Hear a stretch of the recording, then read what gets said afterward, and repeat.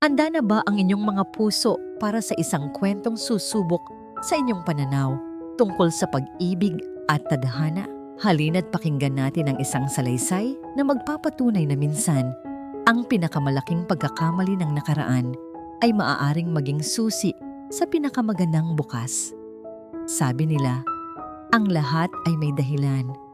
Pero paano kung ang dahilan ay isang lihim na pilit mong tinakasan at isang araw kakatok ito sa iyong pintuan? Dala ang isang musmos na may mga matang kamukhang kamukha ng sayo. Ang mundo ni Dr. Silangan Rivas ay gumagalaw sa ritmo ng isang monitor sa puso, tumpak at walang puwang para sa pagkakamali. Sa loob ng operating room, siya ang konduktor ng isang orkestra kung saan ang bawat instrumento, mula sa scalpel hanggang sa suture, ay kailangang tumugtog sa tamang tiyempo. Ang buhay at kamatayan ay sumasayaw sa dulo ng kanyang mga daliri. At sa mundong iyon, siya ang hari. BP is stable. Vitals are good. Anunsyo ng anesthesiologist. Tumangulang si Silangan. Ang kanyang mga mata ay nakatuon sa bukas na dibdib ng pasyente sa ilalim ng matinding liwanag ng ilaw. Bawat hiwa, bawat tahi ay kalkulado. Walang emosyon. Walang pag-aalinlangan. Ito ang kanyang santuwaryo. Isang lugar kung saan ang lahat ay may luhika, kung saan ang lahat ay kayang kontrolin. Dito, ang puso ay isa lamang kalamnan na kailangang kumpunihin, hindi isang sisidlan ng magulo at hindi maintindihang damdamin. Matapos ang 4 na oras, matagumpay niyang naisara ang dibdib ng pasyente. Tinanggal niya ang kanyang madugong guwantes at maskara at huminga ng malalim. Isa na namang buhay ang naisalba. Isa na namang tagumpay para sa siyensya at luhika. Paglabas niya ng OR, ang nakakabinging katahimikan ay napalitan ng abalang pagmamadali ng Rizal Premier Medical Center. Mga doktor na naglalakad, mga nurse na tumatakbo, mga pamilyang naghihintay. Ito ang organisadong kaguluhan na kanyang pinagtatrabahuhan araw-araw. Naglakad siya sa pasilyo. Ang kanyang puting coat ay sumasabay sa bawat hakbang. Ang kanyang isip ay nasa susunod ng pasyente, sa susunod na kaso. Ngunit ang ritmong yon ay biglang natigil. Isang babae ang humarang sa kanyang daraanan. Mukha itong pagod.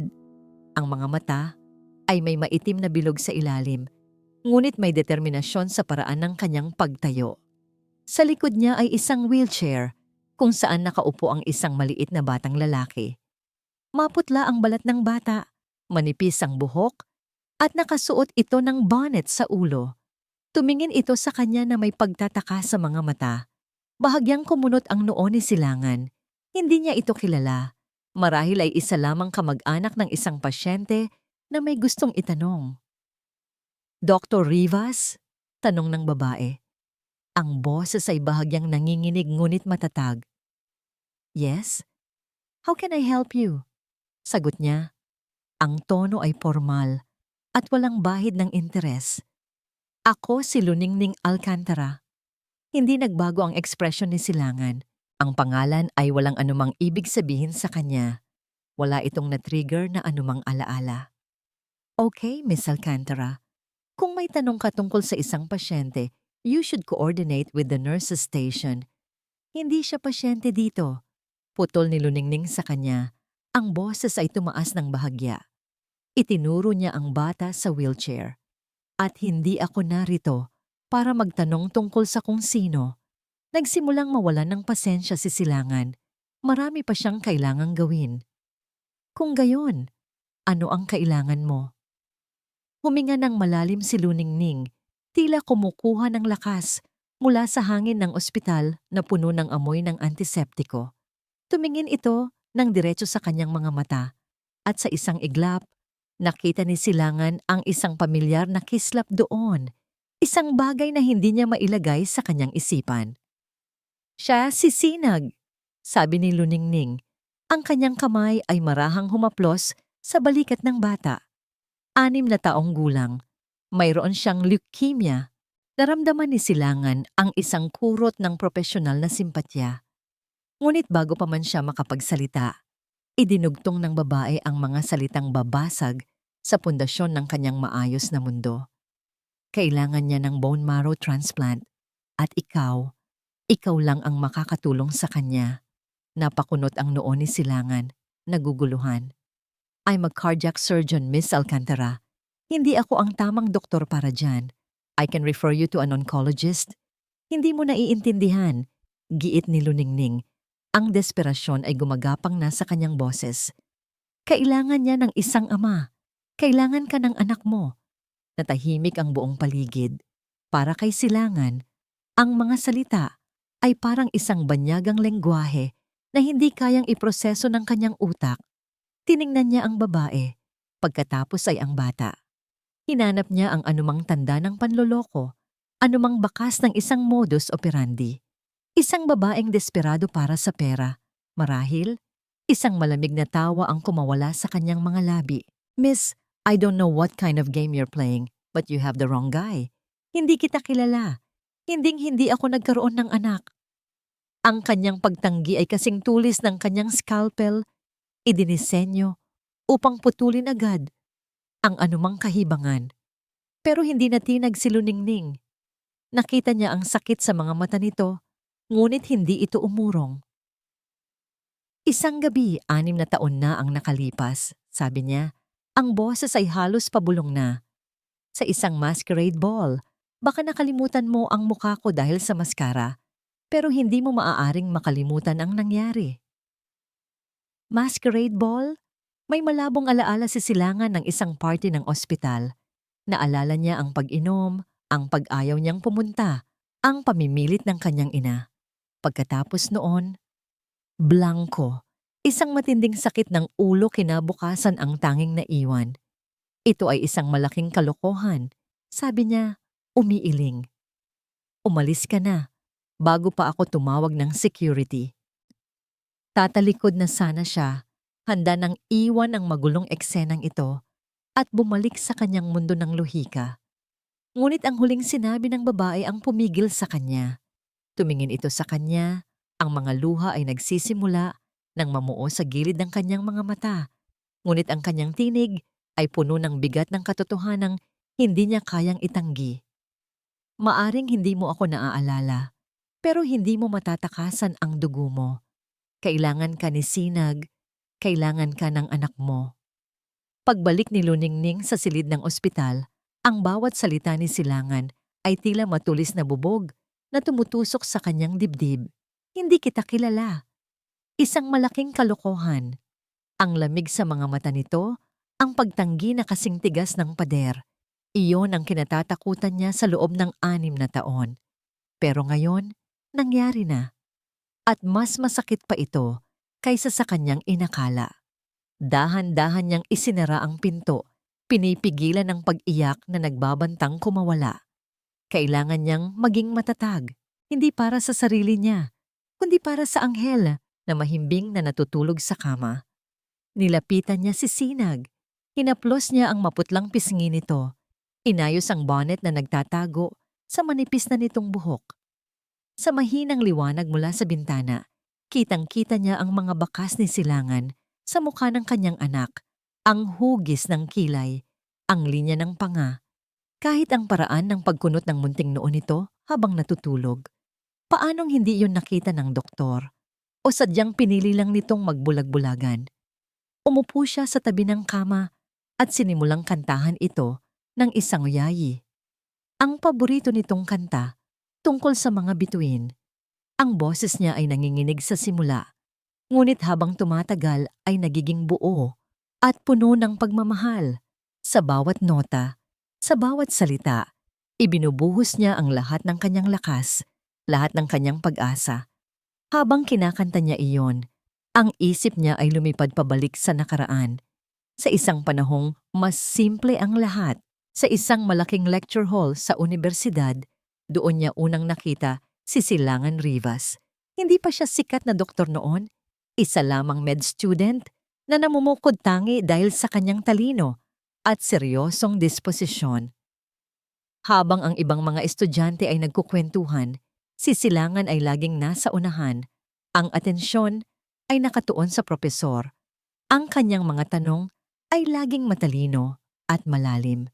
Lihim niya itong hinangaan mula sa malayo.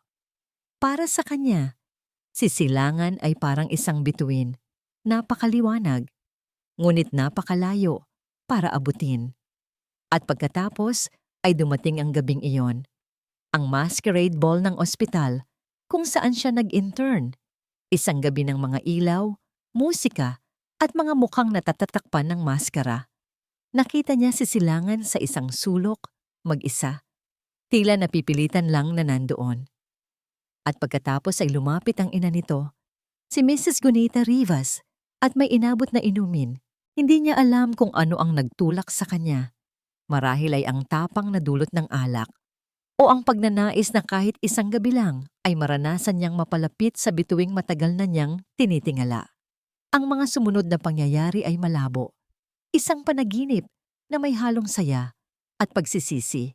Naaalala niya ang bigat ng katawan nito sa kanya, ang init ng hininga nito sa kanyang leeg, ang pakiramdam na sa wakas, hawak niya ang kanyang pangarap.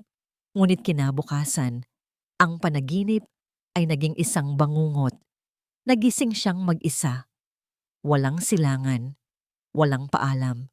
Tanging ang bigat ng kasalanan at isang lihim na nagsisimula ng mabuo sa kanyang sinapupunan. 6 na taon. 6 na taon niyang itinago ang lihim na yon. 6 na taon siyang naging ina at ama para kay Sinag. Bawat ngiti, bawat tawa, bawat lagnat sa gabi, lahat iyon ay mag-isa niyang hinarap. Hindi siya kailanman nagsisi na isinilang niya si Sinag. Ang kanyang munting anghel ang naging sentro ng kanyang mundo, ang kanyang lakas, ang kanyang lahat. Ang tanging pinagsisisihan niya ay ang paraan ng pagsisimula ng lahat. At ngayon, ang kasalanang yon ay bumabalik upang singilin siya. Tumigil siya sa pagkanta ng marinig ang pag-vibrate ng kanyang telepono. Nakita niya ang pangalan sa screen. Papa. Huminga siya ng malalim bago sagutin. Pa, bati niya. Luningning anak, tumawag sa akin ang staff mo. Nasaan ka? Bakit nasa Rizal Premier ka? Ang boses sa kabilang linya ay puno ng awtoridad at pag-aalala. Si Apolinario Madjaas ay isang taong sanay na kontrolado ang lahat. Nandito si Sinag pa, kailangan siyang ma-admit. Narinig niya ang pagbuntong hininga ng kanyang ama. Ano ang sabi ng mga doktor? Kailangan mo ba ng pera? I can transfer any amount you need. I can even have him flown to the best hospital abroad. Hindi pera ang kailangan niya pa. Putol ni Luningning. Ang boses ay matatag na. Ito na ang sandali. Kailangan niya ng donor. Isang compatible na donor. Kailangan niya ang ama niya. Isang mahabang katahimikan ang namagitan sa kanila. Alam ni Luningning na iniisip ng kanyang ama ang implikasyon ng kanyang sinabi. Kinausap mo na ba? Siya? Tanong ni Apolinario. Maingat. Oo pa, at itinanggi niya kami. Kung gayon, hayaan mo akong kumilos, sabi ng kanyang ama. Ang tono ay nagbago, naging kasing lamig ng bakal. Isang tawag lang sa mga abogado ko, Luningning. Mapipilitan siyang kilalanin di ang bata. I can make his life very difficult. Wag ka pa. Please, pakiusap ni Luningning. Gusto kong gawin niya ito hindi dahil sa takot sa'yo o sa mga abogado mo. Gusto kong gawin niya ito dahil sa responsibilidad, dahil anak niya si Sinag. Katangahan niyan, anak. Ang mahalaga ay gumaling ang apo ko. Mahalaga rin na lumaki siyang kilala, ang isang amang pinili. Siyang tulungan, hindi isang amang napilitan lang. Ako na ang bahala dito pa. Pangako. Pagkatapos ng tawag, mas lalong bumigat ang kanyang dibdib. Kahit ang kapangyarihan ng kanyang ama ay hindi kayang ayusin ito. Nasa kanya ang lahat ng desisyon. Pinunasan niya ang luhang hindi niya namalayang pumatak na pala. Tumingin siya muli kay Sinag at hinawakan ang munti nitong kamay. "Huwag kang mag-alala, anak," bulong niya. "Gagawin ni Mama ang lahat. Lahat-lahat. Hindi kita pababayaan. Pangako yan." Bigla, may kumatok ng 2 beses sa pinto. Dahan-dahan itong bumukas. Napatayo si Luningning. Ang puso niya'y biglang kumabog ng malakas. Nakatayo roon si Dr. Silangan Rivas. Ang kanyang muka ay seryoso at hindi mabasa. Ang kanyang mga mata ay nakatitig sa kanya na may bagong intensidad. "Pumapayag ako sa DNA test," sabi niya. Ang boses ay walang emosyon ngunit malinaw. Pero sa isang kondisyon. Ang kondisyon ni Silangan ay simple at malupit. Kung ang resulta ng DNA test ay magnegatibo, hindi na kailanman magpapakita sa kanya si Luningning Alcantara at ang bata. Sasagutin niya ang lahat ng gastusin sa ospital bilang tulong, ngunit pagkatapos noon, para sa batas, para sa mundo, hindi sila umiral sa buhay niya. Walang pag-aalinlangan na pumayag si Luningning. Ang kanyang pananampalataya sa katotohanan ay mas matibay kaysa sa takot niya sa pagtanggi ng lalaki. At doon nagsimula ang pinakamahabang 3 araw sa kanilang buhay. Para kay Silangan, ang bawat segundo ay isang torture. Ang ospital, na dati niyang santuwaryo, ay naging isang kulungan ng pag-aalinlangan. Sa gitna ng pag-round sa kanyang mga pasyente, ang imahe ng batang si Sinag ay sumusulpot sa kanyang isipan. Ang maputlang mukha nito, ang mga matang seryoso para sa isang bata. Mayroon nga bang bahagi ng kanyang sarili doon? "Doc, okay lang po kayo?" Tanong ng isang resident doctor habang tinitingnan nila ang isang x-ray. "Kanina pa po kayo tulala dyan." Napabalik sa realidad si Silangan. "I'm fine. Focus on the atrial enlargement." Mabilis niyang sagot. Ang boses ay mas matigas kaysa sa dati para itago ang pagkataranta. Ngunit ang kanyang isip ay wala sa puso ng pasyente. Ito ay nasa dugo na kinuha mula sa kanya at sa bata, na ngayon ay sinusuri sa isang laboratorio sa kabilang dulo ng siyudad. Ang kanyang perpektong kontroladong mundo ay nasa bingit ng pagguho at wala siyang magawa kundi maghintay. Sa kabilang dako, para kay Luningning, ang paghihintay ay isang walang katapusang panalangin. Bawat tunog ng monitor na nakakabit kay Sinag ay nagpapakaba sa kanyang dibdib. Bawat pag-ubo ng kanyang anak ay parang isang suntok sa kanyang sikmura. Ang kanyang atensyon ay hindi sa resulta para sa kanyang sarili, kundi sa kung ano ang ibig sabihin nito para sa buhay ng kanyang anak. Sa gabi, kapag tulog na si Sinag, umuupo siya sa tabi ng bintana, nakatingin sa mga ilaw ng Ciudad Esperanza. Ipinagdarasal niya na sana ang katotohanang nakasulat sa isang pirasong papel ay maging sapat upang durugin ang pader na itinayo ni Silangan sa paligid ng puso nito. Hindi niya hinihiling ang pag-ibig nito o kahit ang pag-unawa. Ang hinihiling lang niya ay ang pagkakataon para mabuhay ang kanilang anak. Sa 2 araw ng paghihintay, nagkasalubong sila sa coffee shop ng ospital. Siya ay bumibili ng kape para manatiling gising. Si Silangan naman ay tila naghahanap ng ungahan mula sa sarili niyang isipan. Umupo sila sa magkahiwalay na mesa, ngunit ang espasyo sa pagitan nila ay puno ng hindi masabing tensyon. Walang nagsalita. Tanging ang tunog ng paggiling ng kape at ang mahihinang bulungan ng ibang tao ang maririnig. Ngunit sa kanilang katahimikan, sila ay sumisigaw. Ang bawat isa ay nakakulong sa sarili nilang bersyon ng impyerno, naghihintay sa iisang hatol. At sa wakas, sa 3 araw, dumating ang tawag. Nasa opisina si Silangan, sinusubukang mag-focus sa mga papeles nang tumunog ang kanyang telepono. Isang hindi pamilyar na numero mula sa laboratorio. Biglang nanuyo ang kanyang lalamunan. "Dr. Rivas, the results are ready for pickup." Ang mga salitang yon ay tila isang putok ng baril sa tahimik na silid. Ibababa na sana niya ang telepono, ngunit may isang huling tanong siyang hindi mapigilan. Can you, can you just tell me over the phone? I'm sorry, sir. Protocol dictates that we release the results only upon presentation of your ID. It's confidential. Siyempre, confidential. Isang salita na tila kinukutya ang sitwasyon niya. Ang resulta na babago sa buong buhay niya ay nakatago sa isang selyadong sobreng papel. Naglakad siya patungo sa laboratorio na parang isang taong papunta sa kanyang bitayan. Bawat hakbang ay mabigat. Bawat paghinga ay mababaw. Nang iabot sa kanya ng babae sa counter ang isang puting sobre, naramdaman niya ang bigat nito sa kanyang kamay, kahit na ito'y halos walang timbang. Pagpihit niya, nakita niya si Luningning. Nakatayo ito sa dulo ng pasilyo, tila alam na darating siya. Hindi ito nagsalita. Ngunit ang mga mata nito ay puno ng tanong, takot, at isang kislap ng pag-asa na halos hindi na niya kayang tingnan.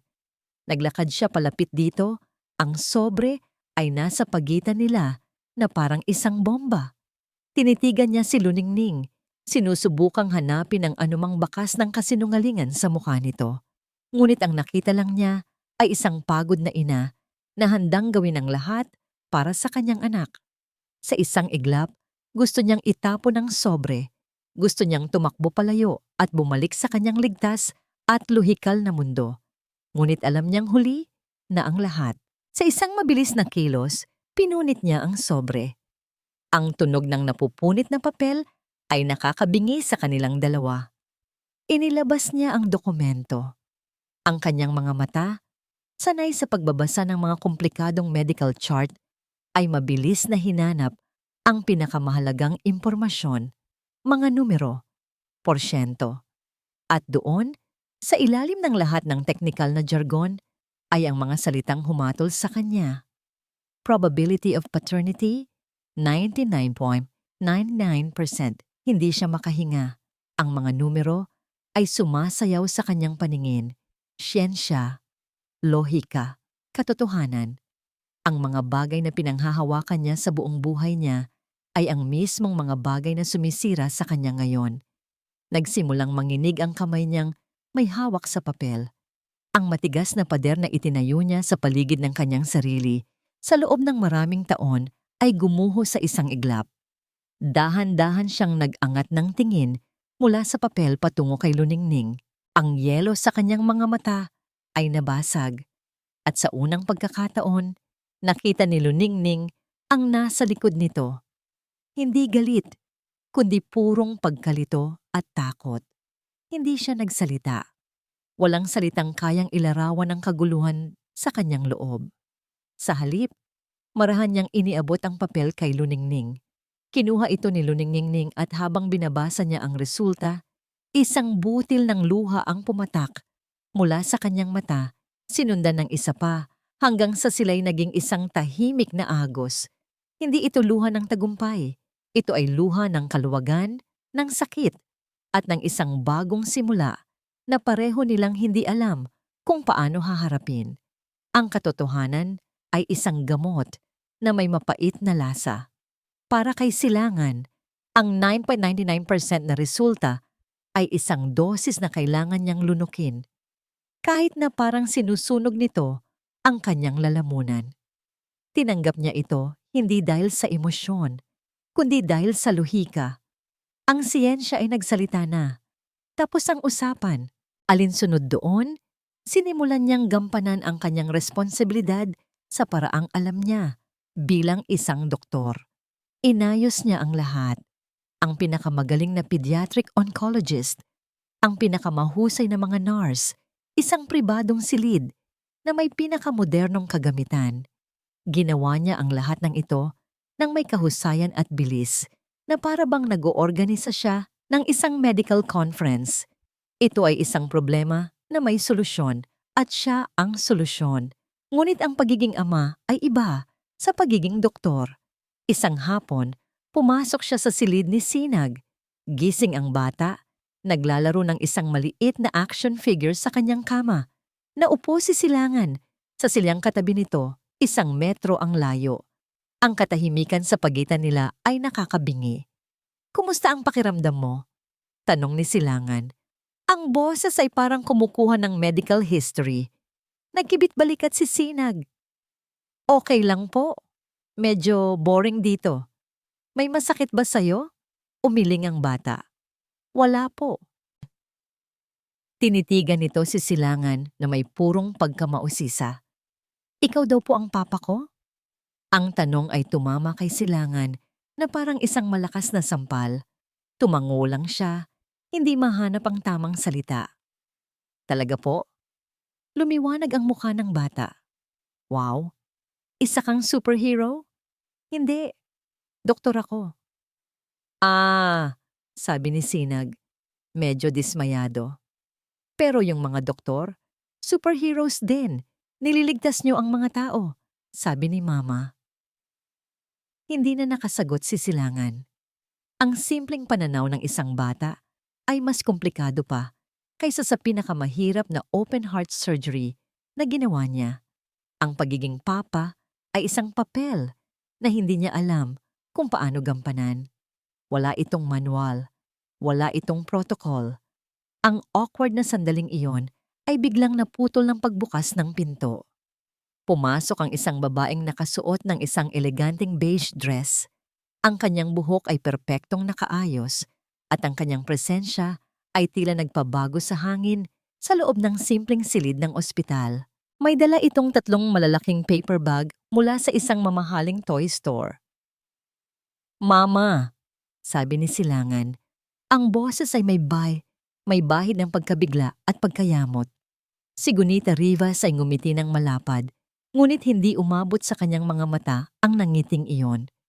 Ang kanyang tingin ay dumiretso kay Sinag. Apo ko, sabi niya sa isang masayang tono, na para bang nag-e-ensayo para sa isang dula. Nasaan ang aking pinakagwapong apo? Nilapitan niya ang kama at inilapag ang mga laruan. Look what Lola brought for you, darling. Isang buong set ng mga Avengers. Gulat na napatingin si Sinag sa mga laruan. Pagkatapos ay kay Luningning na tahimik na nakatayo sa isang sulok. Ngumiti lang si Luningning at tumango, nagbibigay ng permiso. Pagkatapos halikan sa noo si Sinag, saka lang lumingon si Gunita kay Luningning. Hindi ito ngumiti. Isang malamig na tango lang ang ibinigay niya. Miss Alcantara, ang tensyon sa silid ay biglang naging halos nasasalat. Alam ni Silangan ang tingin na yon ng kanyang ina. Iyon ang tingin na ibinibigay nito sa mga taong hindi nito itinuturing na kauri. Aayusin ko lang po ang mga gamit sa pantry. Paalam ni Luningning. Malinaw na gustong umiwas sa sitwasyon. Sinundan niya ito ng tingin hanggang sa makalabas ito patungo sa maliit na kusina ng silid. Makalipas ang ilang minuto, sumunod si Gunita. Alam ni Silangan na may mangyayari. Mayroon siyang masamang kutob. Dahan-dahan siyang lumapit sa pinto ng pantry, sapat lang para marinig ang usapan sa loob. Ang dami mong pinagbago, sabi ni Gunita. Ang boses ay kalmado ngunit may talim. Hindi ko akalain na ang intern na tahimik noon ay may ganitong klaseng ambisyon. Narinig ni Silangan ang pagtigil ng pag-aayos ng gamit ni Luningning. Ginang Rivas, hindi ko po maintindihan ang sinasabi niyo. Isang mahinang tawa ang narinig niya mula sa kanyang ina. Oh please, wag na tayong maglokohan. Nakuha mo na ang gusto mo. Nariyan na ang apo ko, ang dugo ng mga Rivas, at dahil dyan, nagpapasalamat ako. May sandaling katahimikan. Salamat sa pagbibigay ng apo sa akin, pero hanggang dyan ka na lang. Ang mga salita ay kasing lamig ng hangin mula sa aircon. Isang paghatol, isang pagtatapos. Ang anak ko po ay hindi isang bagay na ibinibigay lang. Sagot ni Luningning, ang boses ay mahinahon ngunit may diin. Hindi na natin kailangang pag-usapan yan, sabi ni Gunita. Ang mahalaga, huwag mong isipin na dahil dito ay magiging bahagi ka na ng pamilya namin. Ang kailangan ni Silangan ay isang asawang na babagay sa kanya, hindi isang pagkakamali mula sa nakaraan. Hindi na nakatiis si Silangan. Pumasok siya sa pantry. Nakita niya ang pamumula ng mga mata ni Luningning at ang matigas na ekspresyon sa mukha ng kanyang ina. "Mama, tama na yan," sabi niya. Ang boses ay mababa at kontrolado. Nagulat si Gunita nang makita siya. "Silangan, anak. Nag-uusap lang kami." "Narinig ko," sabi niya. Tumingin siya kay Luningning. Pagkatapos ay binalik ang tingin sa kanyang ina. "Huwag dito, ma. Huwag sa lugar kung saan maaring marinig ka," ng bata. Ito ang unang beses na kinontra niya ang kanyang ina para sa kapakanan ng ibang tao. At ang reaksyon ni Gunita ay mabilis at puno ng kamandag. Ngumisi ito nang malamig sa kanya. "Pinagtatanggol mo siya?" tanong nito. Ang boses ay halos isang bulong. "Baka nakakalimutan mo kung paano kanya nakuha, anak." Ang mga salitang iyon ay tumagos sa kanya. Isang paalala, isang akusasyon. Bigla, ang katotohanang hawak niya ay nagkaroon ng panibagong, mas madilim na anino. Ang mga salita ni Gunita Rivas ay parang lason na kumalat sa hangin ng silid at nanatili roon kahit matagal na itong nakaalis. Isang pagkakamali mula sa nakaraan. Para kay Luningning, bawat paghinga niya sa loob ng ospital ay may kasamang paalala ng mga salitang yon. Kitang-kita niya ang epekto nito kay Silangan. Ang pader sa pagitan nila ay tila mas lalong tumibay at tumaas. Naging mas formal muli ang pakikitungo nito sa kanya. Ang mga pag-uusap nila ay bumalik sa pagiging teknikal at nauukol lang sa kondisyon ni Sinag. Ngunit sa likod ng malamig na kilos ng doktor, nakikita ni Luningning ang isang lalaking gulong-gulo, isang anak na nasasaktan sa paraang hindi nito kayang aminin. Isang gabi, 2 araw matapos ang unang chemo session ni Sinag, bigla itong nilagnat ng mataas. Naging abala ang mga nurse. Si Luningning naman ay hindi mapakali. Paulit-ulit na pinupunasan ng maligamgam na tubig ang noo at mga braso ng kanyang anak na hindi mapakali sa pagkakatulog. "Mama, malamig," daing ni Sinag, kahit na ang balat nito ay nag-aapoy sa init. "Shh, baby! Nandito lang si Mama," bulong ni Luningning, pinipigilan ang sariling panginginig. Sakto namang pumasok si Silangan para sa kanyang huling pag-round. Agad niyang nakita ang sitwasyon. Walang salita. Lumapit siya at inilagay ang likod ng kanyang palad sa noo ng bata. Ang kanyang kilos ay mabilis at propesyonal. "What's his temperature?" tanong niya sa nurse. 39.4, Doc." Naglabas si Silangan ng stethoscope at pinakinggan ang dibdib at likod ni Sinag. Ang kanyang buong atensyon ay naka sa bata. At sa sandaling iyon, nakalimutan ni Luningning ang lahat ng tensyon sa pagitan nila. Ang nakikita lang niya ay isang doktor na determinadong pagalingin ang pasyente nito. At isang ama, kahit hindi nito aminin, na nag-aalala para sa kanyang anak. Matapos magbigay ng instruksyon sa mga nurse para sa gamot, hindi umalis si Silangan. Kumuha siya ng isang silya at umupo sa kabilang panig ng kama. Tahimik na binabantayan ang pagbabago sa monitor. Lumipas ang 1 oras, 2, 3. Ang lagnat ay dahan-dahang bumaba. Ang paghinga ni Sinag ay naging mas maluwag. Tanging ang mahinang tunog ng mga makina at ang pumatak-patak na dextrose ang maririnig.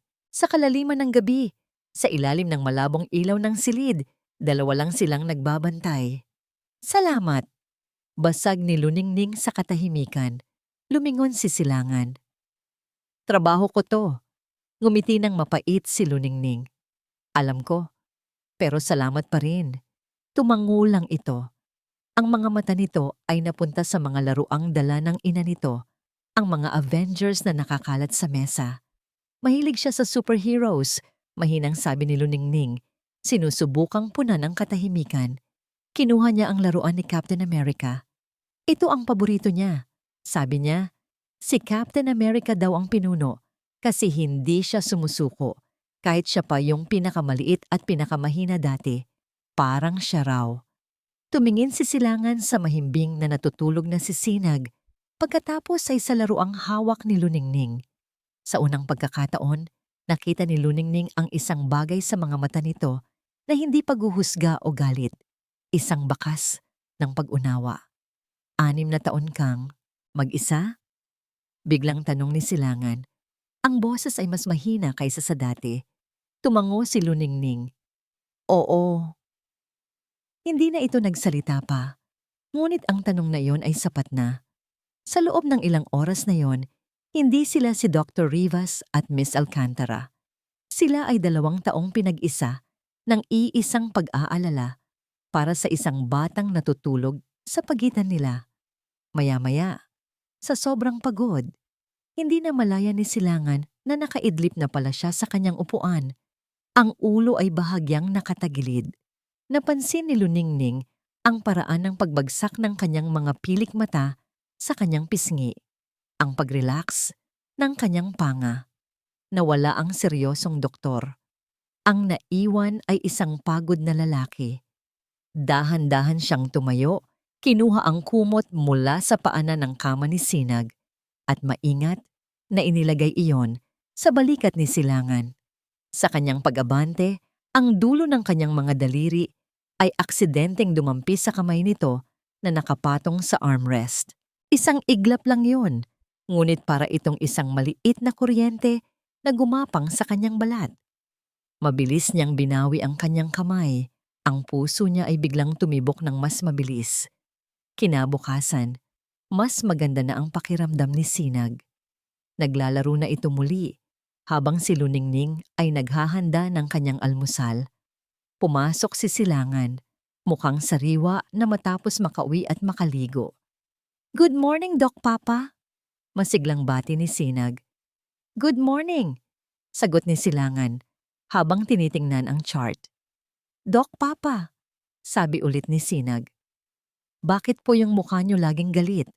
Para pong si Hulk, pero hindi naman po kayo green. Natigilan si Silangan sa sinabi ng bata. Tumingin ito kay Sinag na may pagtataka. At pagkatapos, isang bagay na hindi pa nakikita ni Luningning kailanman ang nangyari.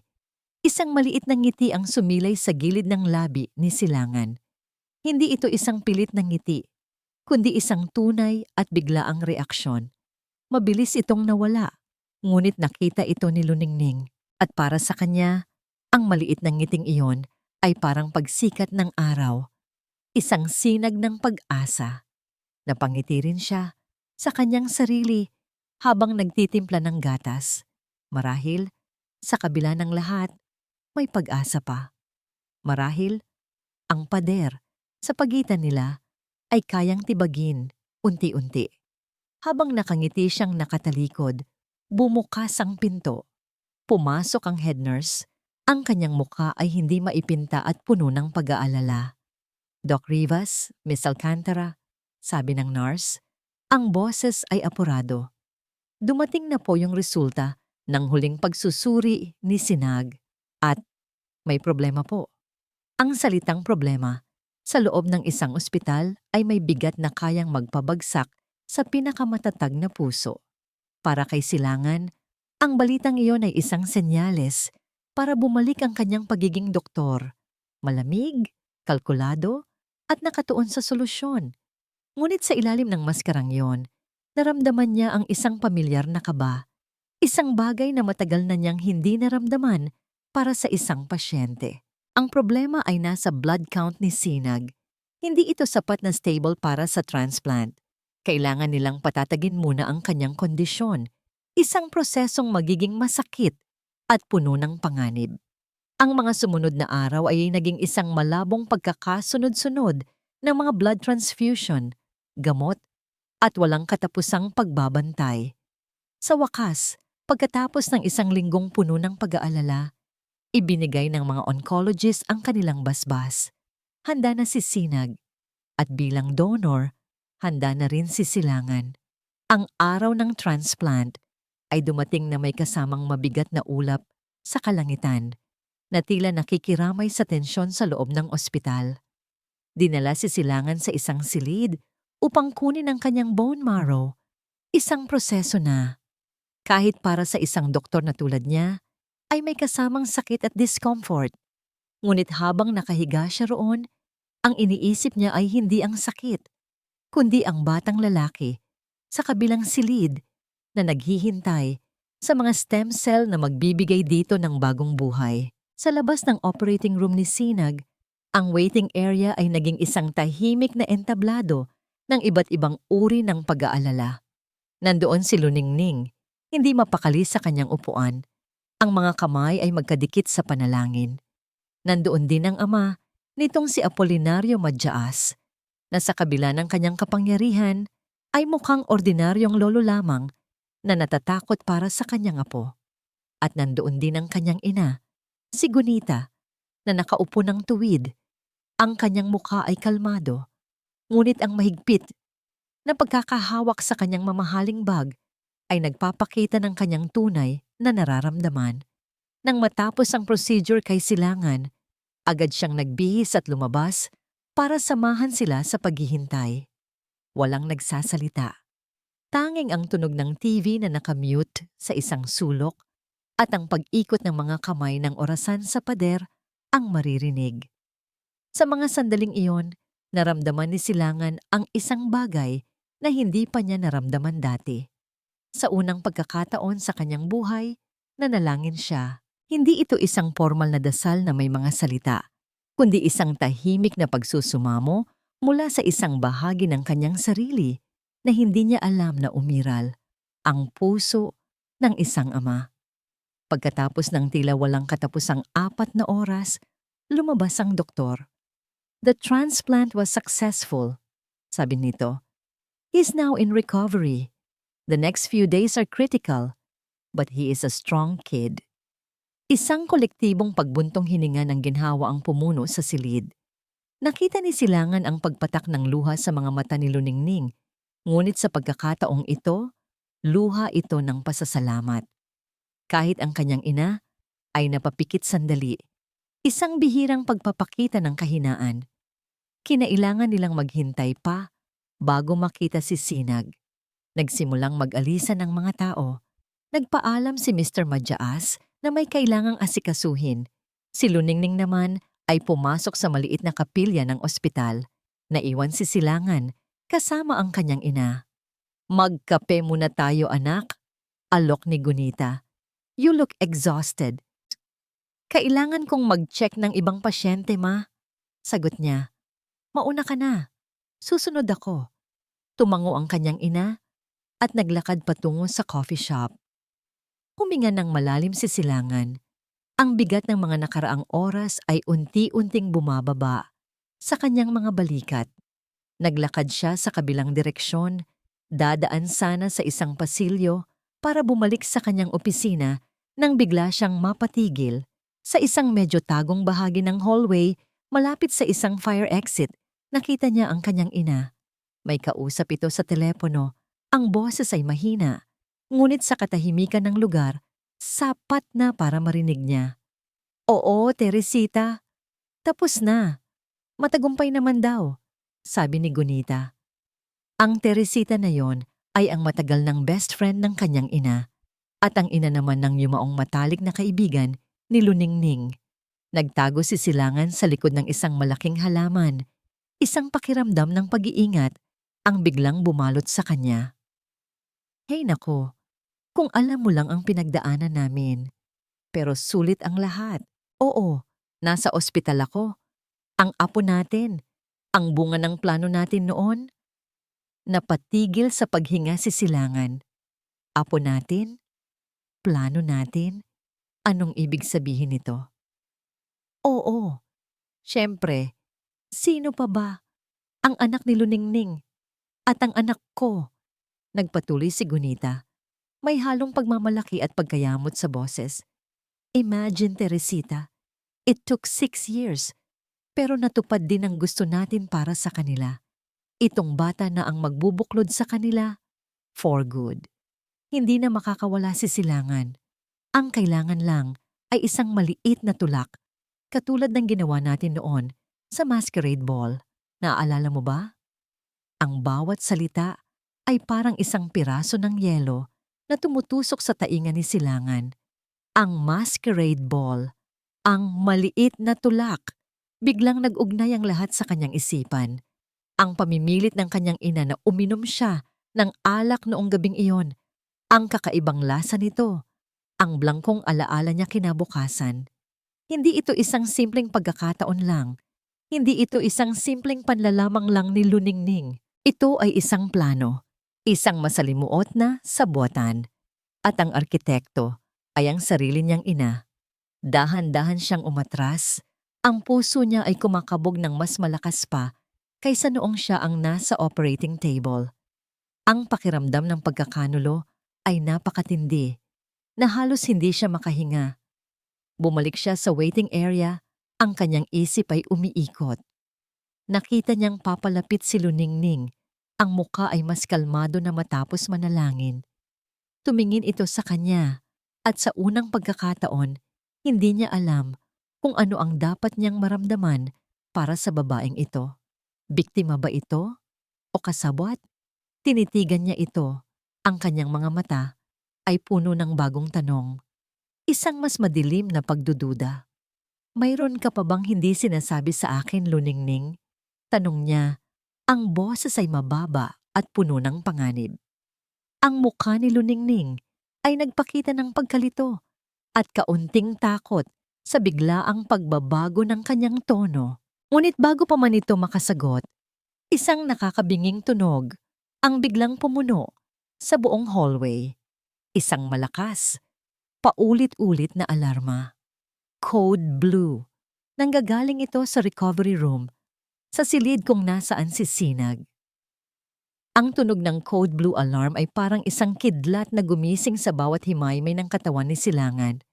Ang personal na kaguluhan sa kanyang isip, ang pagkakanulo, ang mga tanong, ang galit, ay biglang naglaho, napalitan ng isang bagay na mas malakas at mas agaran, ang instinct ng isang doktor at ang takot ng isang ama.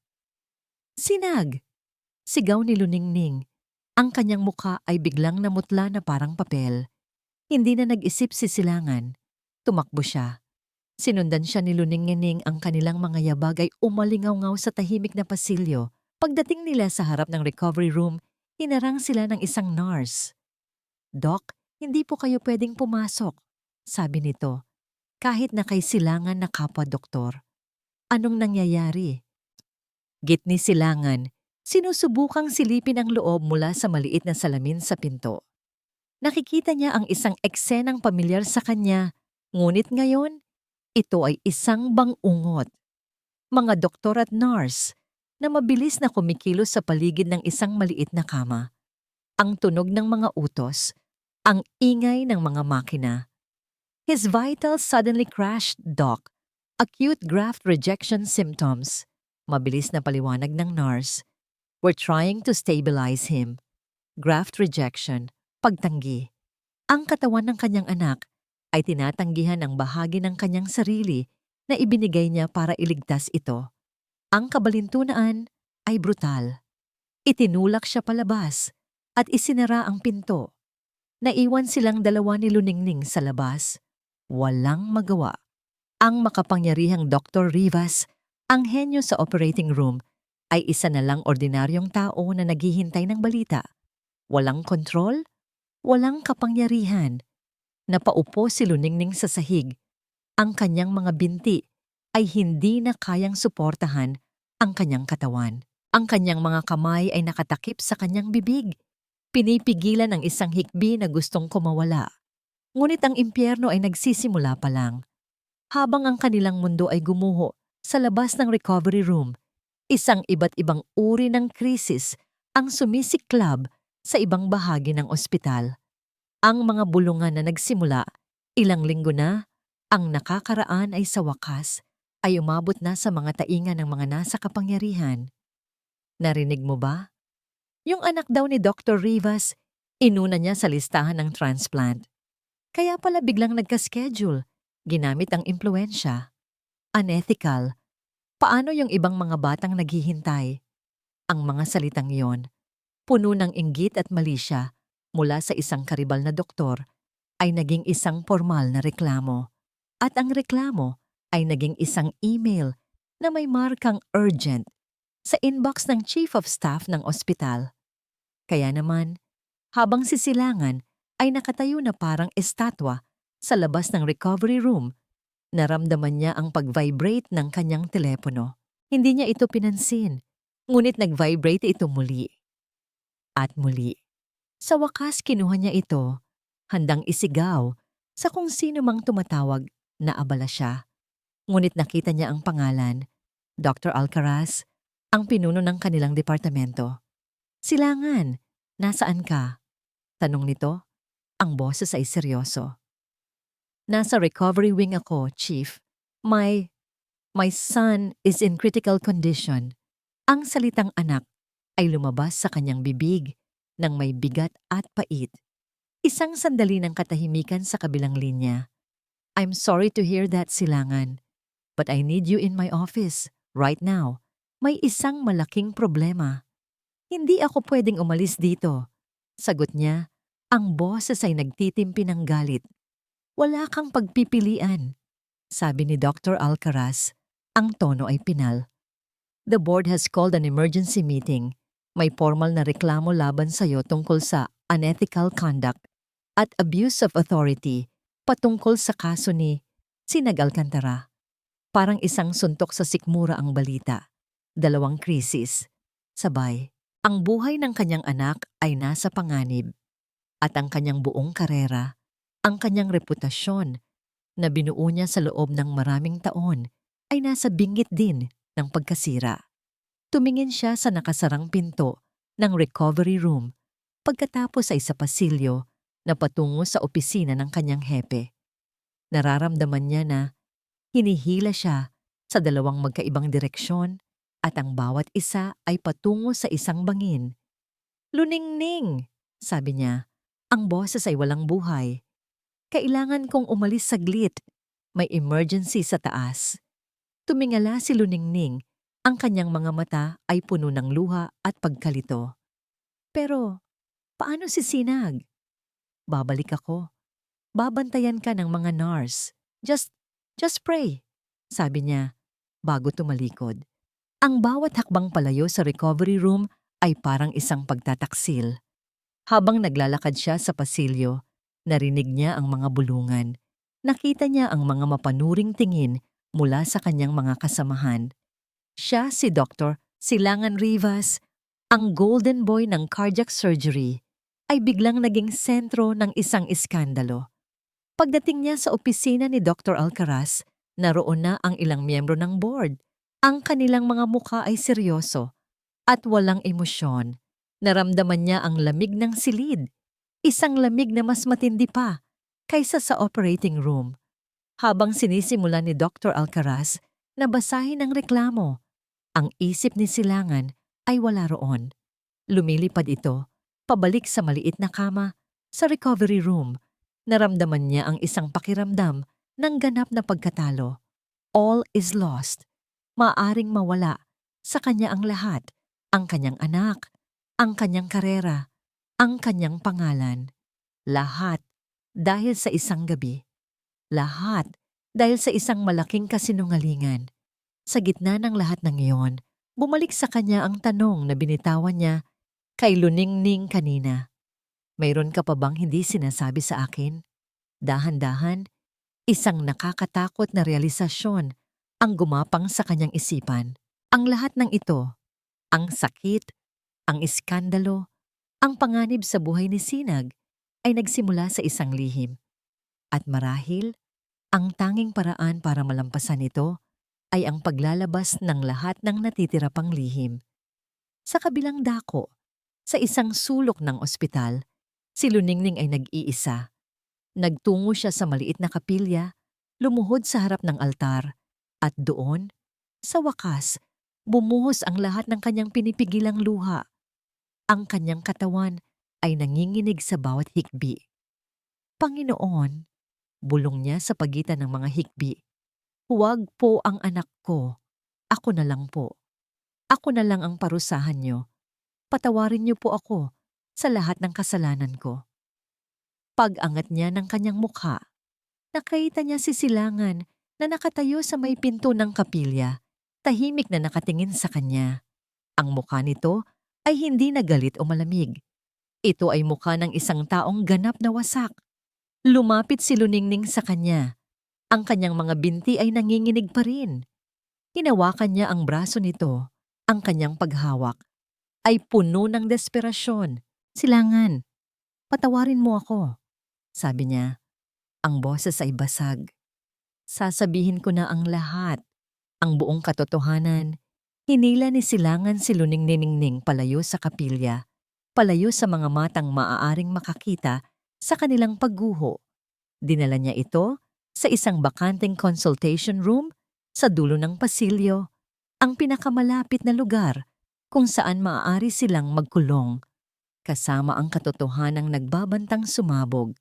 Isinara niya ang pinto at ang tunog ng pag-click nito ay tila isang hatol. Sa loob ng silid, tanging ang mahinang ugong ng air conditioning system ang maririnig. Walang salitang namagitan sa kanila. Nakatayo lang si Silangan sa gitna. Ang kanyang likod ay nakaharap sa kanya. Ang kanyang mga balikat ay tila pasan ang bigat ng buong mundo. Si Luningning nanginginig pa rin. Ang unang bumasag sa katahimikan. Ang gabing iyon, ang masquerade ball.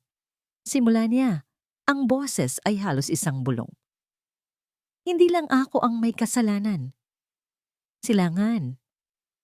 Hindi lumingon si Silangan. Nanatili itong nakatayo na parang isang estatwa ng yelo. Nagpatuloy si Luningning. Ang mga salita ay bumubuhos mula sa kanya na parang isang rumaragasang ilog ng pagsisisi. Matagal na kitang gusto, noon pa man sa kolehiyo. Pero alam kong hanggang tingin lang ako. Isa ka sa pinakamagaling, at ako, wala lang. Noong gabing iyon, nakita kita.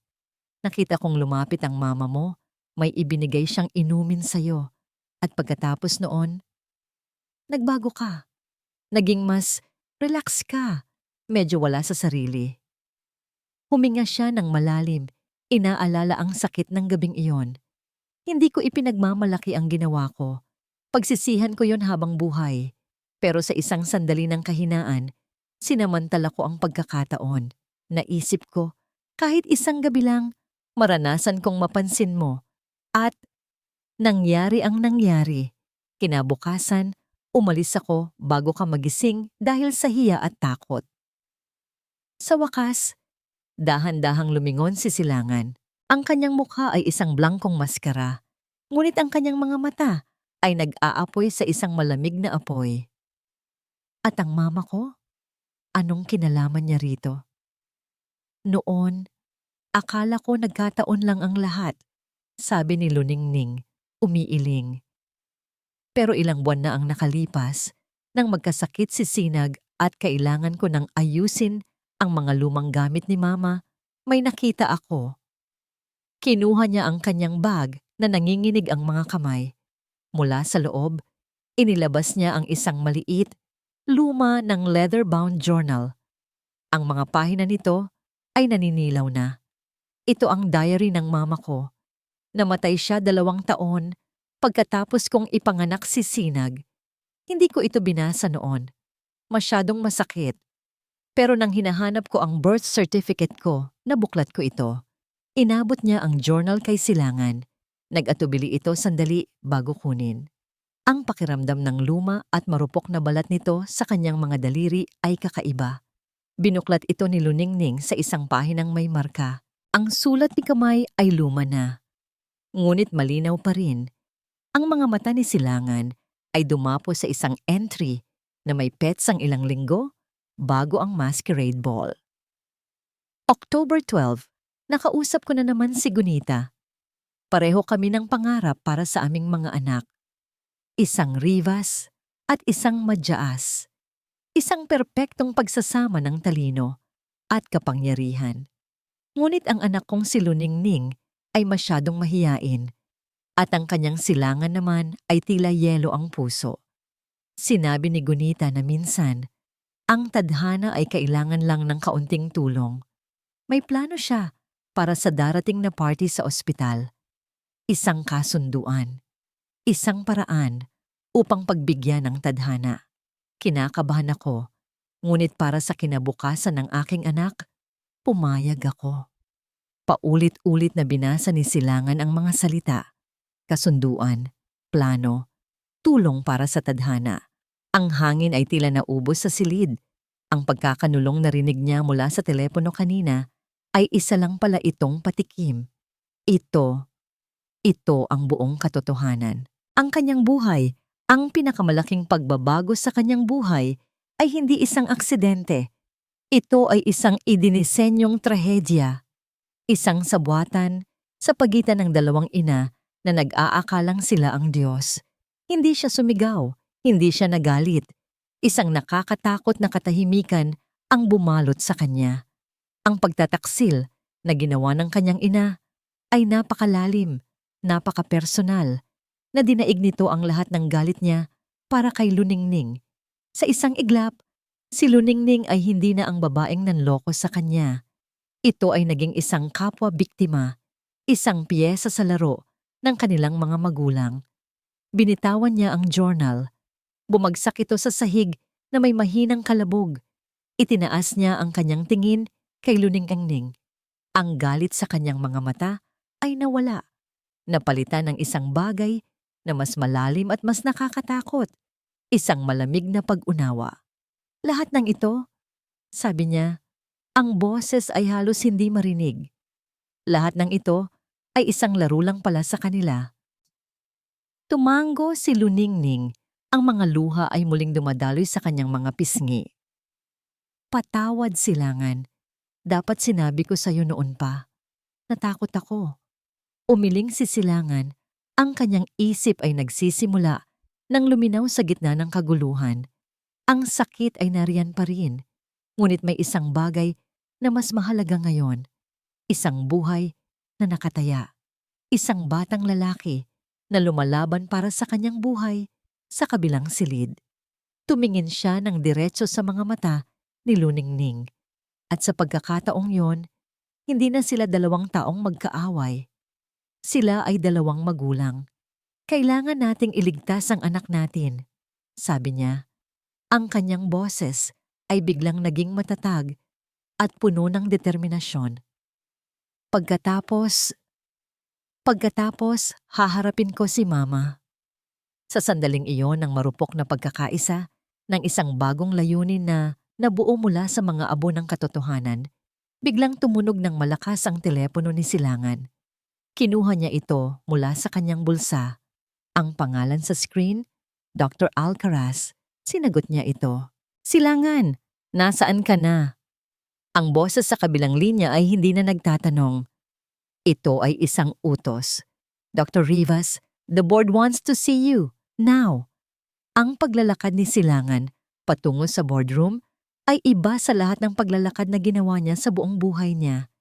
Hindi ito ang confident stride ng isang top surgeon o ang pagod na hakbang ng isang doktor pagkatapos ng mahabang duty.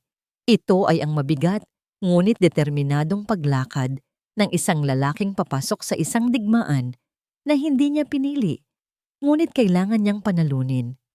Ang katotohanang natuklasan niya, ilang minuto lang ang nakalipas. Ang plano, ang kasunduan, ang pagkakanulo ay hindi nagpahina sa kanya. Bagkus, ito ay nagbigay sa kanya ng isang kakaibang kalinawan. Ang laban na ito ay hindi na lang tungkol sa kanyang karera. Ito ay tungkol sa isang batang lalaki na lumalaban para sa kanyang buhay. Ito ay tungkol sa pag-angkin sa isang pamilyang isinubo sa kanya, isang pamilyang sinubukan ng iba na kontrolin. Pagpasok niya sa silid, naramdaman niya ang tingin ng mga hari ng ospital, ang board of directors, ang mga administrator na may hawak ng kanyang professional na kapalaran. Nakaupo sila sa isang mahabang mesa. Ang kanilang mga mukha ay seryoso at mapanghusga. Sa gitna nila ay si Dr. Alcaraz na umiwas ng tingin nang pumasok siya. Dr. Rivas, simula ng chairman ng board, isang matandang lalaki na may malamig na mga mata.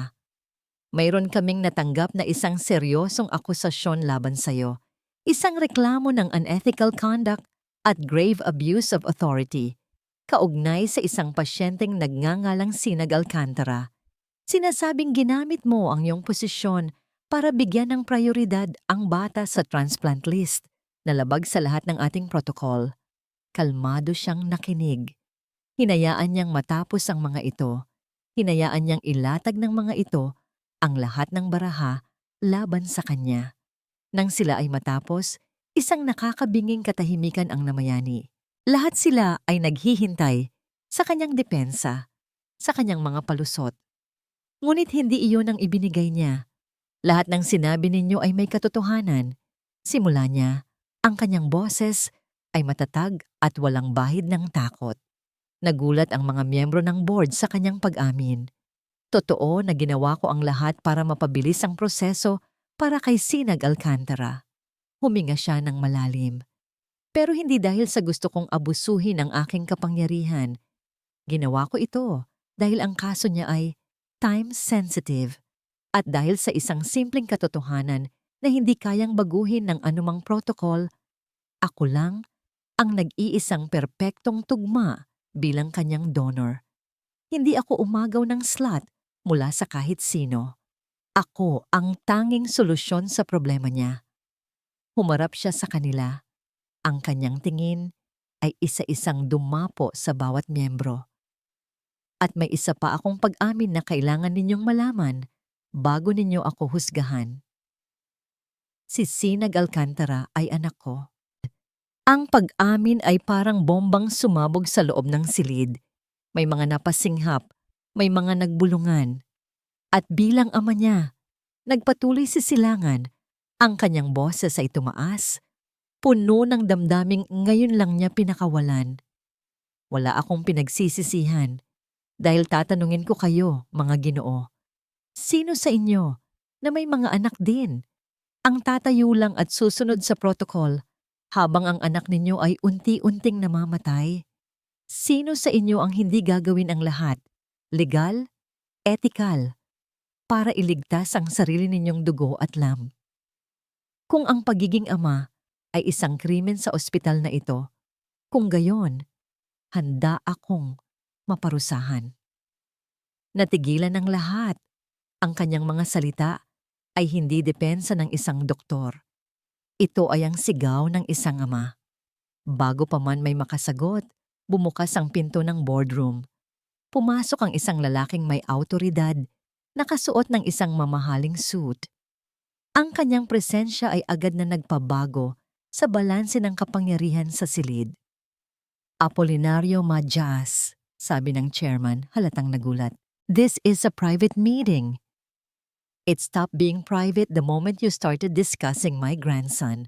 Sagot ni Apolinario. Ang kanyang boses ay kalmado ngunit may bigat. Naglakad siya at tumayo sa likod ni Silangan.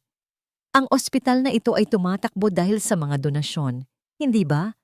Ang pamilya ko ay naging isang tapat na taga-suporta sa loob ng maraming taon. Ayaw ko sanang isipin na ang isang hindi pagkakaunawaan tungkol sa kalusugan ng aking apo ay makaaapekto sa maganda nating relasyon. Ang banta ay hindi direkta, ngunit malinaw na malinaw. Samantala, sa labas, sa pasilyo, natagpuan ni Gunita Rivas si Luningning na nakaupo malapit sa recovery room. Ikaw, sabi ni Gunita, ang kanyang pagkakalma ay naglaho na, napalitan ng purong galit. Tingnan mo ang ginawa mo. Dahil sa'yo, ang karera ng anak ko ay masisira. Ikaw ang sumpa sa buhay namin. Tumayo si Luningning. Ngunit sa pagkakataong ito, wala na ang takot sa kanyang mga mata. Wala na ang hiya. Tapos na po akong matakot sa inyo, Ginang Rivas. Sabi niya, ang kanyang boses ay nanginginig ngunit matatag. Pareho tayong may kasalanan dito. Pareho tayong naglihim.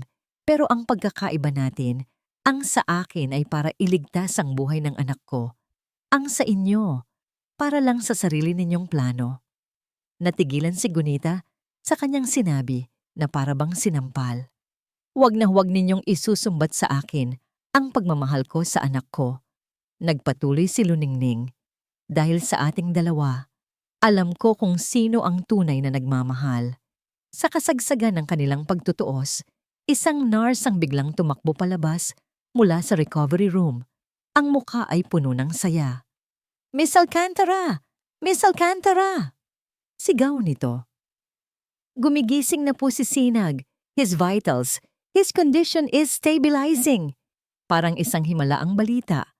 Napaluhod si Luningning, hindi dahil sa panghihina, kundi dahil sa labis na pasasalamat. Ang mga luha ng saya ay malayang dumadaloy sa kanyang mga pisngi. Sakto namang bumukas ang pinto ng boardroom. Lumabas si Silangan, kasunod si Mr. Madjaas. Ang mukha ni Silangan ay seryoso pa rin, ngunit may bagong determinasyon dito. Nakita niya ang eksena, si Luningning na umiiyak sa sahig, ang nurse na nakangiti, at ang kanyang ina na nakatayo. Natigilan. Nagkatinginan sila ni Luningning. Isang mabilis na tango mula sa kanya ang nagsasabing narinig niya ang magandang balita. Isang sandali ng pinagsamahang ginhawa. Pagkatapos, nilampasan niya ito. Naglakad siya ng diretso at huminto sa harap ng kanyang ina. Tinitigan niya ito ng diretso sa mga mata. "Mama," sabi niya. Ang kanyang boses ay kalmado, ngunit may bigat na parang bato. "Kailangan nating mag-usap.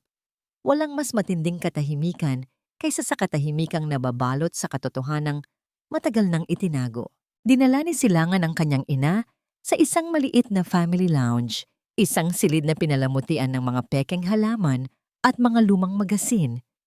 Ngunit sa sandaling iyon, ito ang naging kanilang silid hukuman. Naupo si Gunita. Ang kanyang postura ay tuwid pa rin, ngunit ang kanyang mga kamay na mahigpit na magkahawak sa ibabaw ng kanyang kandungan ay nagpapakita ng kanyang kaba. Tumayo si Silangan sa harap ng bintana, nakatalikod sa kanya, nakatingin sa abalang syudad sa ibaba na walang kamalay-malay sa digmaang nagaganap sa loob ng silid na yon. "Narinig ko kayo kanina, Mama." Simula ni Silangan, ang kanyang boses ay walang emosyon na mas lalong nakakatakot. "Narinig ko ang usapan ninyo ni Tita Teresita sa telepono." Hindi kumibo si Gunita, ngunit nakita ni Silangan ang bahagyang panginginig ng kanyang mga balikat sa refleksyon sa salamin ng bintana. "Ang plano, ang kasunduan." Nagpatuloy si Silangan, dahan-dahang lumingon.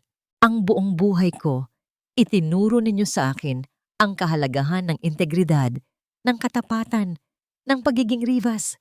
Pero kayo mismo, sinira ninyo ang lahat ng iyon. Para sa iyo ang lahat ng ginawa ko, anak." Sa wakas ay sabi ni Gunita. Ang kanyang boses ay basag.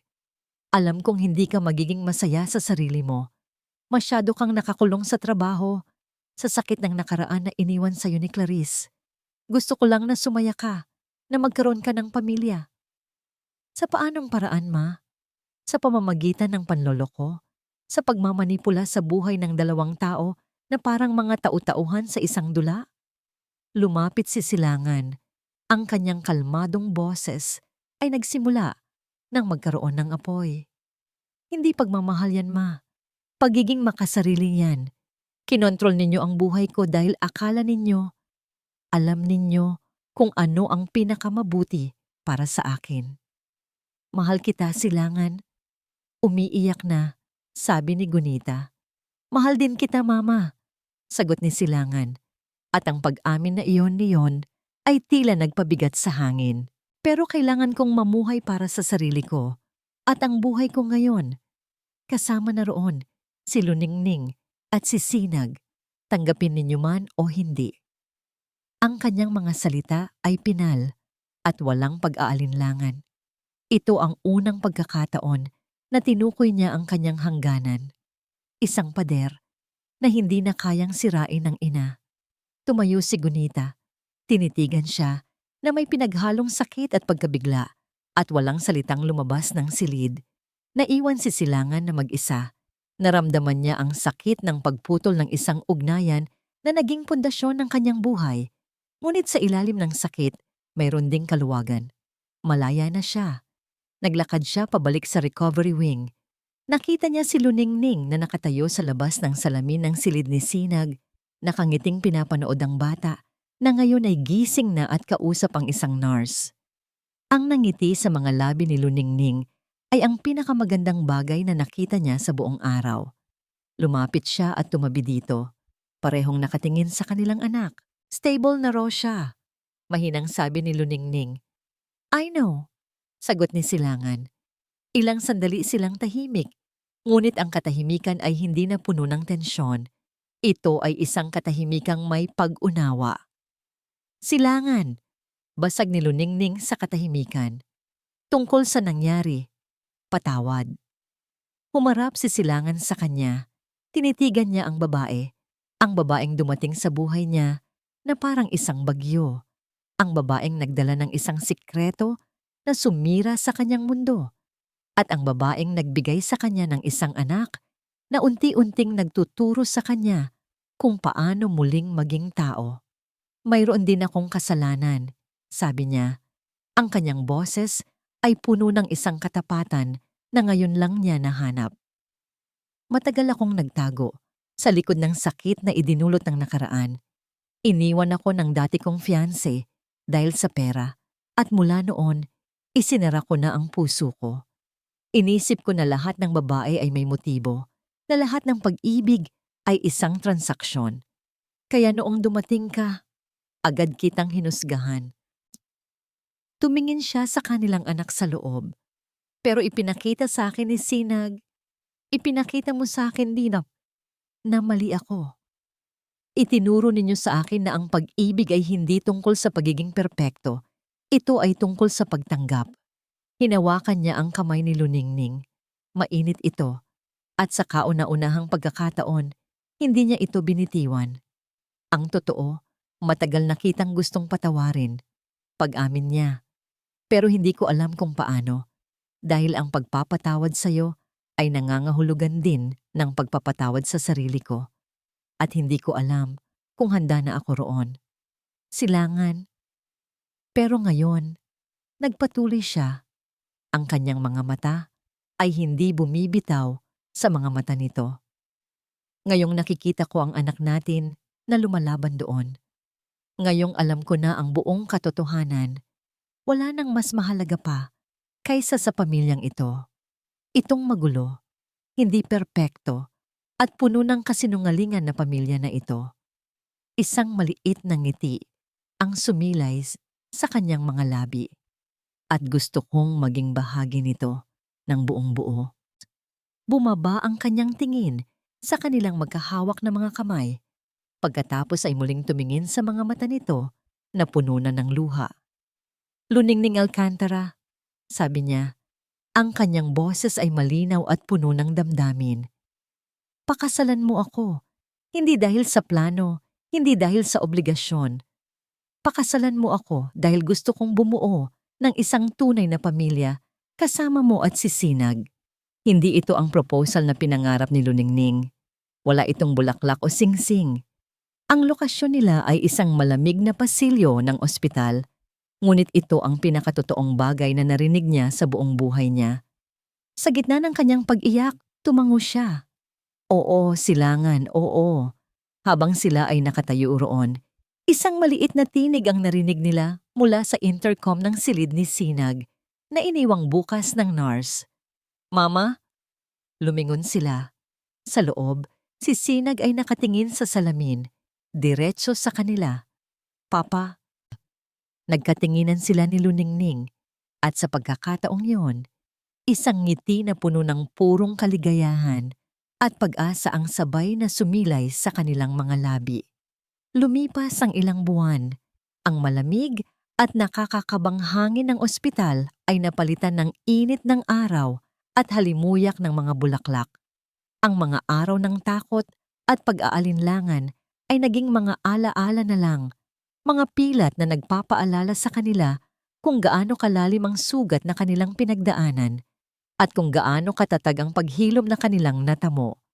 Si Sinag, na dati isang maputlang bulaklak na malapit ng malanta, ay isa na ngayong masiglang bata na walang tigil sa pagtakbo at paglalaro. Ang kanyang buhok ay nagsimula nang tumubo muli at ang kanyang mga pisngi ay mayroon ng kulay. Sa isang malawak na parke, masaya siyang nagpapalipad ng isang saranggola na kasing kulay ng bahaghari, habang ang kanyang tawa ay sumasabay sa ihip ng hangin. Mula sa di kalayuan, sa ilalim ng isang malaking puno ng akasya, pinapanood siya ni Silangan at Luningning. Nakaupo sila sa isang picnic blanket. Ang kanilang mga balikat ay magkadikit. "Tingnan mo siya," sabi ni Luningning. Ang kanyang boses ay puno ng pagkamangha. Parang hindi siya yung batang nakahiga lang sa kama mo nun. "He's a fighter," sagot ni Silangan habang isinusuklay ng kanyang mga daliri ang buhok ni Luningning. "Just like his mother." Ngumiti si Luningning at isinandal ang kanyang ulo sa balikat nito. Ang imbestigasyon sa ospital ay natapos sa isang simpleng reprimand. Para kay Silangan, salamat sa impluwensya ni Apolinario at sa katotohanang walang protocol na nilabag sa teknikal na aspeto. Ngunit ang mas mahalaga, ang insidenteng iyon ay nagturo kay Silangan ng isang leksyon. May mga bagay sa buhay na mas mahalaga kaysa sa karera. "Ready ka na ba para mamaya?" tanong ni Silangan. "Kinakabahan ako." Pag-amin ni Luningning. "Huwag kang kabahan," sabi ni Silangan. "Ako ang bahala sa'yo, palagi." Ang mamaya na yun ay ang kanilang kasal. Hindi ito isang granding kasalan sa isang malaking simbahan. Pinili nila ang isang simple at pribadong seremonya sa isang hardin na napapalibutan ng mga puting rosas at orchids. Kakaunti lang ang mga bisita, ang kanyang ama, ilang malalapit na kaibigan, at si Yaya Ginhawa na hindi mapigil ang pag-iyak sa tuwa. Bago magsimula ang seremonya, habang inaayusan siya sa isang maliit na silid, may kumatok. Pumasok si Gunita Rivas. Sa loob ng ilang buwan, naging formal at maingat ang kanilang ugnayan. Nagsorry si Gunita sa isang maikling sulat, ngunit hindi na sila muling nag-usap ng masinsinan. Ngayon, nakatayo ito roon. Suot ang isang simpleng bestida, walang bakas ng pagiging palalo na dati nitong ipinapakita. "Mukhang maganda ka, Luningning," sabi nito. Ang boses ay mahina. "Salamat po," sagot ni Luningning. Lumapit si Gunita. May kinuha itong isang maliit na kahon mula sa kanyang bag. Binuksan niya ito. Sa loob ay isang pares ng antigong hikaw na perlas. Ito ay galing pa sa lola ng aking lola. Isinusuot ito ng bawat babaeng Rivas sa araw ng kanilang kasal. Nag-atubili si Luningning. "Alam kong wala akong karapatan," sabi ni Gunita. Ang mga mata ay nagsimulang mamasa. "Alam kong winasak ko ang tiwala ng lahat. Walang araw na hindi ko pinagsisihan ang aking ginawa. Ang gusto ko lang naman ay ang kaligayahan ng anak ko, pero naging bulag ako sa sarili kong paraan." Hinawakan niya ang kamay ni Luningning. Malamig ito. "Hindi ko hinihiling ang kapatawaran mo ngayon. Ang hinihiling ko lang ay isang pagkakataon para maging isang mabuting lola kay Sinag." Tumingin si Luningning sa mga mata ng babae. Nakita niya ang pagsisisi, nakita niya ang sakit. At sa likod ng lahat ng yon, nakita niya ang isang ina na sa baluktot nitong paraan ay nagmahal. "Salamat po sa pagbibigay ninyo sa akin kay Silangan," mahinang sabi ni Luningning. Ito ang mga salitang kailangan marinig ni Gunita. Isang pagkilala, hindi man kapatawaran. Dahan-dahang kinuha ni Gunita ang kamay ni Luningning at sa unang pagkakataon, naramdaman nito ang init ng isang tunay na pagtanggap. Ang seremonya ay maikli, ngunit puno ng damdamin. Nang maglakad si Luningning sa aisle na inaalalayan ng kanyang ama, si Sinag, na bihis sa kanyang maliit na barong, ang siyang flower boy. Masayang naghahagis ng mga puting talulot ng rosas. Nakatayo si Silangan sa dulo, naghihintay. Ang lalaking dati yelo ang puso, ay nakatingin ngayon sa kanya na may ngiting nagpapainit sa buong hardin. Nang magharap sila, hinawakan nito ang kanyang mga kamay. Minahal kita sa paraang mali. Bulong ni Luningning sa kanilang panata. Pero ngayon, sa harap ng Diyos, ipinapangako kong mamahalin kita sa paraang tama, sa katotohanan, sa katapatan, at sa bawat pagsubok na darating. Dumating ka sa buhay ko bilang isang kaguluhan, sabi naman ni Silangan, winasak mo ang lahat ng aking pinaniniwalaan, pero itinayo mo ulit ako. Itinuro mo sa akin na ang tunay na lakas ay hindi nasa pagkontrol, kundi nasa pagsuko sa pag-ibig. Ipinapangako ko, Luningning, na sa bawat araw ng buhay ko, pipiliin kita. Pipiliin ko ang ating magulo at magandang pamilya. Nang sila ay idineklarang mag-asawa, ang halik nila ay hindi lang isang tradisyon. Ito ay isang selyo, ang pagtatapos ng isang kabanata ng sakit at ang simula ng walang hanggan. Sa reception, habang sila ay nagsasayaw sa ilalim ng mga kumukutitap na ilaw, lumapit si Sinag at niyakap ang kanilang mga binti. Binuhat siya ni Silangan at isinama sa kanilang sayaw. Tatlo sila, umiikot sa saliw ng isang matamis na himig, isang perpektong larawan ng isang pamilyang muling nabuo. Sa kanilang gabing pulot gata, sa isang tahimik na silid na tanaw ang karagatan, habang nakatayo sila sa balkonahe, naramdaman ni Luningning ang isang bahagyang pagkahilo. Okay ka lang? Tanong ni Silangan. Agad na niyakap siya mula sa likod. Humarap si Luningning sa kanya. Inilagay ang kanyang kamay sa pisngi nito at ngumiti. Ang nangiti niya ay may halong hiya, saya, at isang bagong sikreto.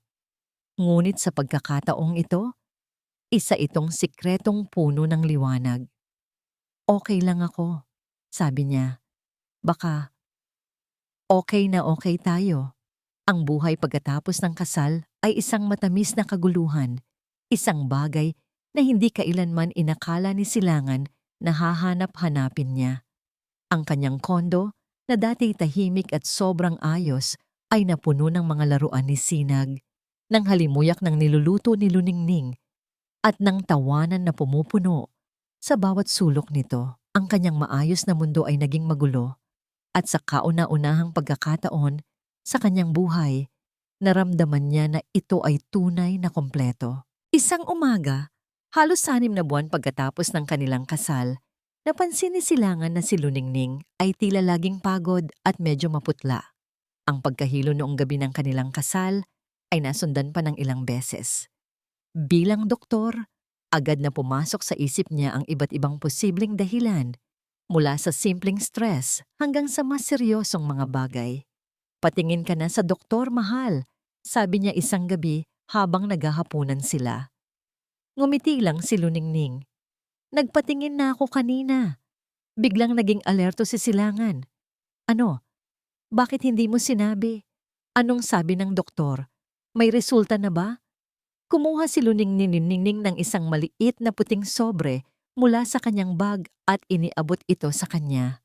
Ang pamilyar na puting sobre ay nagbalik ng isang hindi magandang alaala at sandaling kinabahan si Silangan.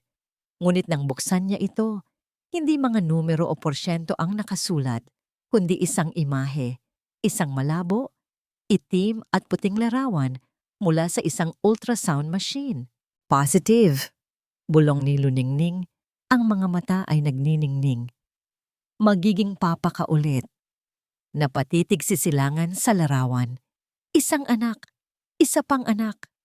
Ang balita ay dapat na masaya. Ngunit ang naramdaman niya ay isang bagay na mas malaki pa. Isang napakatinding pasasalamat na halos hindi magkasya sa kanyang dibdib. Napatayo siya, niyakap si Luningning ng mahigpit at inangat ito mula sa sahig. Umiikot-ikot sa kanilang kusina habang pareho silang tumatawa. Ang stethoscope na nakasabit sa kanyang leeg ay aksidenteng nahulog sa sahig sa gitna ng kanilang kasiyahan. Isang simbolo ng doktor na ganap ng natalo ng isang masayang asawa at ama. Ang mga sumunod na buwan ay mas naging masaya.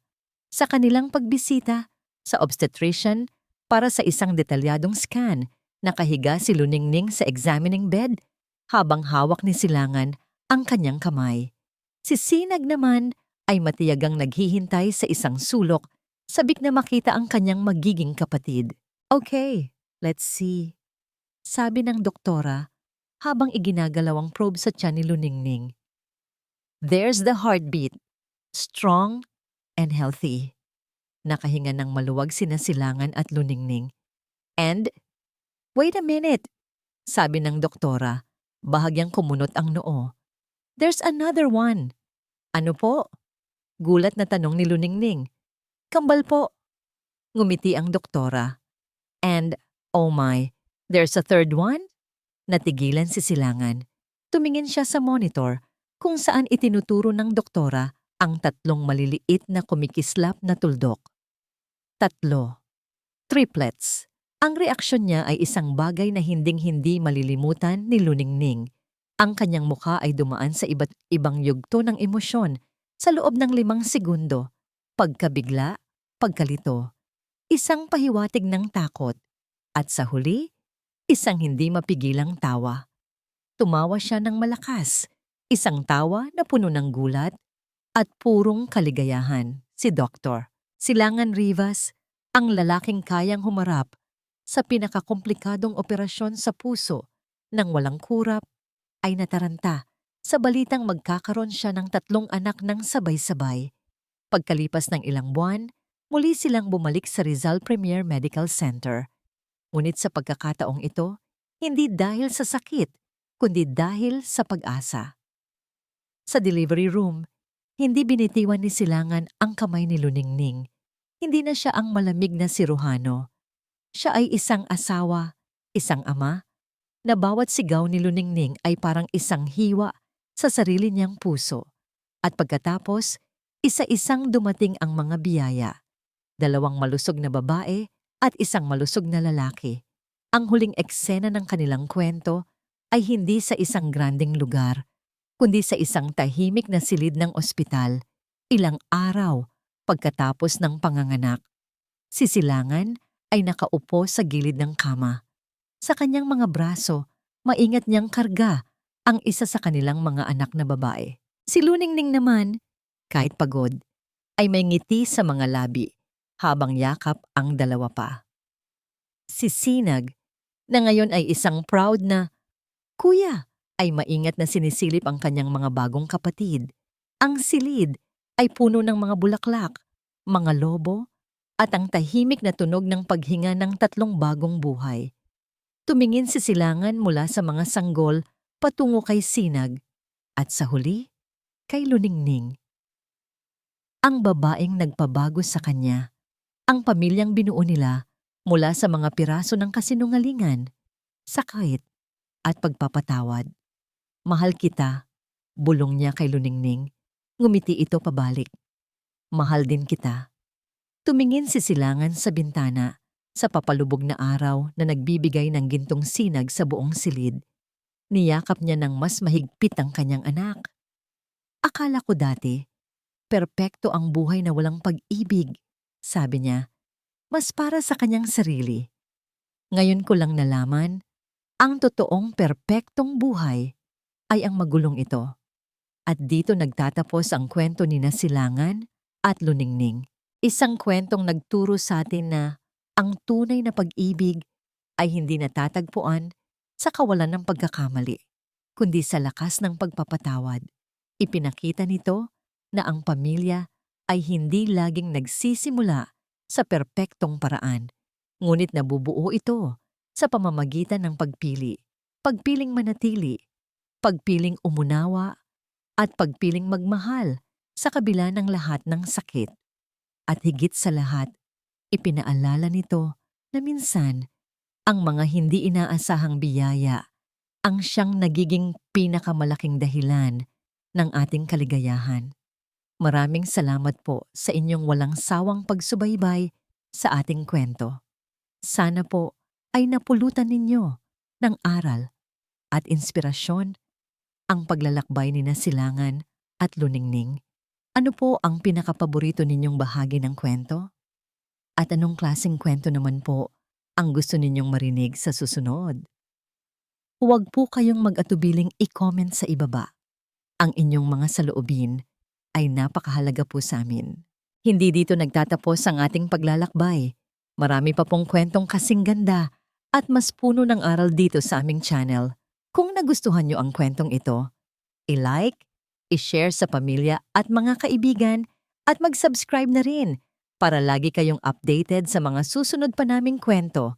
I-click nyo ang notification bell para kayo ang unang makarinig kapag may bago kaming upload. Pagpalain po kayo ng Panginoon, kayo at ang inyong buong pamilya. Hanggang sa muli.